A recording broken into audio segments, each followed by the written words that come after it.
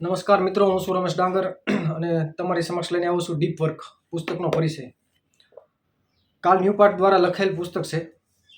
ઘોંઘાટ અને ખલેલ ભર્યા વાતાવરણમાં કાર્લ ન્યુપાર્ટનો સ્પષ્ટ અવાજ સાંભળવો, જેવો કે ઉત્તમ પરિણામો માટે વિજ્ઞાન અને જુસ્સાને જોડીને તેનો અહીં સર્વશ્રેષ્ઠ ઉકેલ આપેલ છે. તમે ઘોંઘાટ અને ખલેલની વચ્ચે પણ કેવી રીતે ડીપ વર્ક કરી શકો ફોકસ સાથે.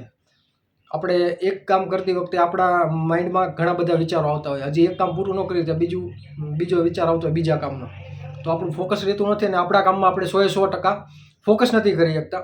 તો એ કેવી રીતે કરવું એના વિશે આમાં કાર્લ ન્યુપાર્ટ છે એ આપણને શીખવે છે કે ફોકસ કરીને સફળતા કેવી રીતે મેળવશો. આ પુસ્તકની અંદર ડીપ વર્ક એ એવો ચમત્કારિક એટીટ્યુડ છે જેના અમલ તમારા જીવનમાં કરવાથી કલ્પના નહીં કરી શકો એવો અદ્ભુત પરિણામ આપી શકશે. આમાં સ્ટીવ જોબ્સ અને એલન મસ્કના જે ઇન્ટરવ્યૂ લેવામાં આવ્યા છે અને એના વચ્ચેના સંવાદો છે એ ટાંકેલા છે. કેવી રીતે ડીપ વર્ક કરવું એની પણ વાત કરવામાં છે. એક રિસર્ચ મુજબ જે એલન મસ્ક છે એની જે સફળતાનો જો કેલ્ક્યુલેશન કરવામાં આવે ને તો 200 વર્ષ લાગે. એ જે સફળતામાં છે ને એને એક વ્યક્તિને પામવા માટે 200 વર્ષનો સમય લાગે.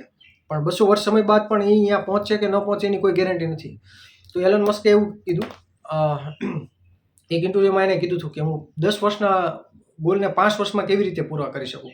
હું એવી રીતે ડીપ વર્ક કરું છું કે આપણે ઘણીવાર જોઈએ છે કે આપણા અમુક કામમાં છે ને 5 મિનિટનો સમય લાગે, પરંતુ આપણે એમાં 10 કે 15 મિનિટથી વધારે સમય પણ ગાળી નાખતો. એનું કારણ શું છે કે આપણું માઇન્ડ ફોકસ નથી રહેતું. કારણ કે મગજની અંદર એટલો બધો કોલાહલ હોય છે કે સતત વિચારોનું વણઝાર ચાલ્યા કરશે. અને એક રિસર્ચ મુજબ સામાન્ય રીતે એવરેજ માઇન્ડમાં 60,000 થી 70,000 વિચારો આવતા હોય છે. તો એ વિચારો વચ્ચે આપણે કામ કરવું, ફોકસથી કામ કરવું થોડુંક અઘરું પડી જાય છે. તો દુનિયાના અતિ સફળ લોકો જીવનમાં ડીપ વર્કની શું અસર છે એનો જરા કાંઈ એક ઝલક આપેલી છે. જો એ ડીપ વર્ક કરવાથી તમે ફોકસ રહી શકો છો. ડીપ વર્ક કરવાથી તમે ફોકસ રહી શકો છો. અને કેવી રીતે ડીપ વર્ક કરવું એનું આમાં ડિટેલ્સમાં છે. એના માટે તમારે પુસ્તક વાંચવું પડે. અને ફોકસ રહેવાથી તમારા જીવનમાં રોજબરોજના કામમાં બિનજરૂરી બાબતોથી છુટકારો મેળવી શકો. આપણે ઘણા એવા હોય છે કામ ન કરીએ તો હાલે એવા, ટૂંકમાં બિનજરૂરી, એટલા બધા મહત્વના નથી હોતા. ખરેખર કરવા જેવા કામ ઉપર ધ્યાન આપી શકાય છે. આનું એકવાર તમે વાંચન કરશો તો તમે ખરેખર કરવા જેવા કામ છે એના ઉપર તમે ધ્યાન આપી શકશો. તેનાથી એવું પણ બને કે ડીપ વર્ક દ્વારા તમે કરેલા કામથી લોકોની જિંદગી પણ બદલાઈ શકે છે અને તમે પણ લોકોના જીવનમાં બદલાવ લાવી શકો એવી ક્ષમતાઓ છે જો તમે જોઈ શકો તો. ડીપ વર્ક કરવાથી એલન મસ્ક 2 મહાકાય સ્પેસએક્સ અને ટેસ્લાનું સફળતાપૂર્વક સંચાલન કરી શકે છે. ડીપ વર્કથી તે 2 મહાકાય જે કંપનીઓ છે સ્પેસએક્સ અને ટેસ્લા, એ આ એક માણસ હલાવે છે. ક્યારે હલાવતો? ડીપ વર્ક કરવાથી. આ બંને કંપનીઓ માનવજાત માટે ઇતિહાસમાં ખૂબ જ મહત્વનું યોગદાન આપ્યું છે અને ડીપ વર્કને આભારી છે. આ માત્ર એને જે યોગદાન આપ્યું છે ટેસ્લા કાર અને સ્પેસએક્સ રીયુઝેબલ રોકેટ, એ માત્ર એને તો ફાયદો થયો છે, પણ સાથે સાથે દુનિયાના તમામ માણસોને પણ એનો ફાયદો થયો છે.